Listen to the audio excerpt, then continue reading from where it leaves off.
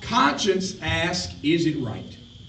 And every now and then we must take positions that are neither comfortable, politic, or convenient, but we do it because our conscience tells us that it's right.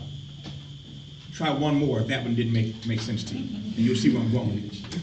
I have a foundation that works with young people all across the country for a dozen years running now. We work with thousands and thousands of young folk all around the country to do one thing, to train them to become leaders. I believe that this generation of babies I'm looking at tonight have to understand what it means to be a leader. What our country is lacking, not just leaders, a whole lot of folk call themselves leaders. I told a group the other day, if you call yourself a leader and you look behind and ain't nobody following you, you just out for a walk.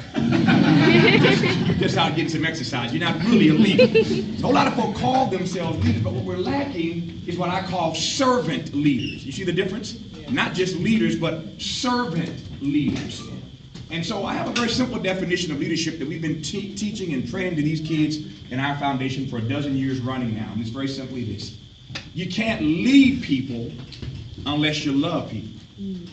And you can't save people unless you serve people. Say that with me.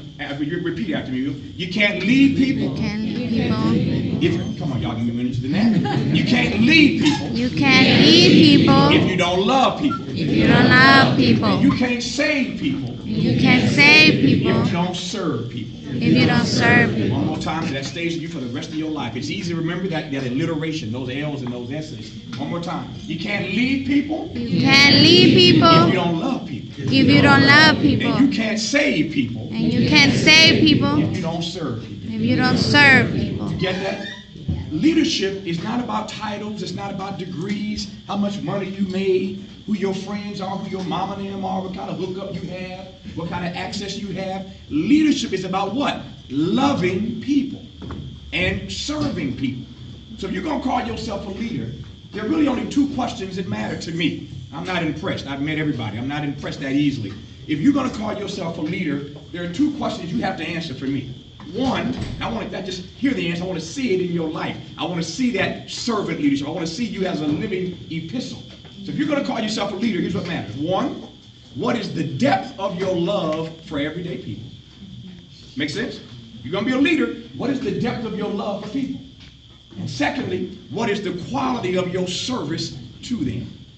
You are not a leader unless I can see in your work and in your witness a depth of love for people and a quality of your service to them. Now, have y'all figured out where I'm going with this yet? I thought you might. I came here tonight for two reasons. One, because I want to celebrate Sam.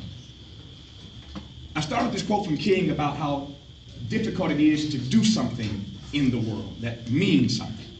It's cowardice asks, is it safe? Expediency asks, is it politics? Vanity asks, is it popular? But ultimately, you have to come back to your conscience, which asks you, is it right? And then you've got to set aside all those other issues and decide that because this is the right thing to do, I'm going to assign myself to do it. Nobody came to Sam and gave Sam an assignment. Nobody said, Sam, this is your life's task. Sam decided to what? Assign himself to do this work. And I was sitting there thinking, watching these graduates, I want to congratulate specifically in just a moment here. I was sitting there just watching Sam and thinking about all the things that I've done in my life and the people I know who've done significant things, who've had the burden of trying to manage their weight while I'm doing it, while they're doing it. Can I just tell you something for those who've never had to deal with weight issues and food addiction? And you know we live in a world where we've all been addicted to this notion of consumerism. We're just all a bunch of consumers. We ain't producing nothing. As a matter of fact, you can be a billionaire in America now, as Sam knows, not producing anything. It used to be you had to produce something to get rich. You can just sell derivatives and swaps and make up stuff.